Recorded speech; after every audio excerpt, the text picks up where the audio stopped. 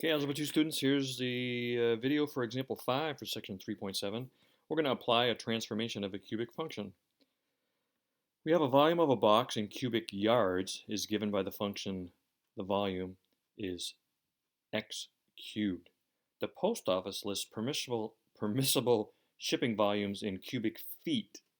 Write a function with cubic feet as a unit. So cubic feet instead of cubic yards. So since there are 3 feet in a yard, we can change the x, which is in yards, into 3x, because now it's going to be in feet.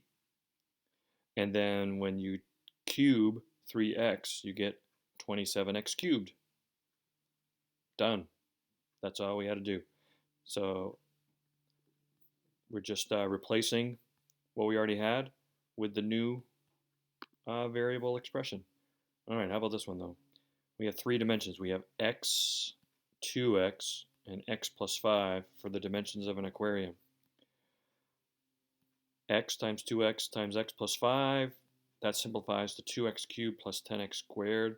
That's where x is measured in inches. The manufacturer wants to compare the volume of this tank to one that has a width 2 inches shorter, and it maintains the relationship with width to the other dimensions.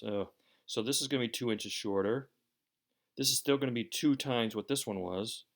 And this is going to still be 5 more than what this one was. So it's kind of a weird setup. What you start with is the x, 2x, and x plus 5. And you can just replace x minus 2. 2 times x minus 2. And then x minus 2 plus 5. Notice in parentheses, used to be x, but now it's going to be x minus 2. Used to be x, but now it's x minus 2. Used to be x, but now it's x minus 2. Then they multiplied that all out. So they distributed the 2. They added the negative 2 and the 5. And this takes a while, but multiplying those two gets this quadratic. And then that quadratic times that binomial gets you this for a final answer. Going through that pretty quick. But you understand the concept. We had to change the x. Instead of x, it's x minus 2. Just like earlier, instead of x, it was 3x. They want us, there's 2 problems here for us to try. The volume of a cube in cubic feet, and then a storage unit.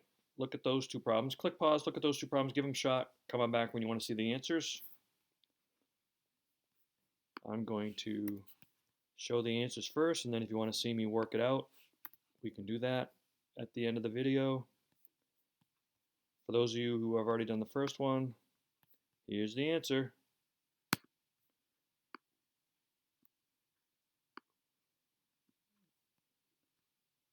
Except it's wrong. That's funny. Cubic feet and then cubic inches. It should have been a 12. I don't think that's right. So we will get rid of that one. I don't even know if I dare look at this one. I have no idea if that's right or wrong. I'm assuming it's right, but they just had the previous one wrong. So let me, well, if you got that for an answer, let's go with it that it's right. Let me show you what the homework is. You can do 21 through 24 and 27. Now, if you didn't get that previous thing, let's see if it's wrong and have me do it. Well, let me do this one out first. If you're all set, you can take off. But the volume of a cube in cubic feet is given by this.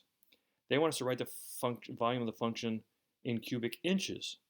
Well, there are 12 inches in a foot. So they should have went 12x cubed.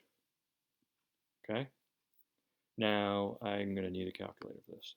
I don't know what 12 cubed is off the top of my head. 12 raised to the, there it is, cubed. 12 cubed, 1728. So final answer is the volume for 12x, because that's what, if x is in inches, you would multiply by 12 to know the number of feet, is, now I forgot what the number was. Was it 1728? 1728 x cubed. Was it 28? It was, darn it. Yeah, 1728. All right. Now this one, I didn't even have a clue if they did it right or wrong. We have a storage unit, rectangular prism, with the volume is given by that function there. Very good. A potential customer wants to compare the volume of this to that of another one that is 1 foot longer in every dimension. So instead of x, I'm going to have x plus 1. And instead of x again, I'm going to have x plus 1. So if you don't mind, I'm just going to go x plus 1 squared. That takes care of that one and that one. Now, 1 foot longer than this, x minus 1 plus 1 brings it back to x. So let me expand this out. I know x plus 1 squared would be x squared plus 2x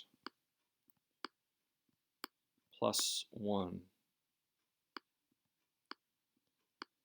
And then I'd have to multiply that times x. So that makes it an x cubed. I don't know if I can get away with this. That makes it an x cubed. That makes this an x squared. That makes this an x. Is that what they gave us for an answer? Yeah. All right, so they did get that one right.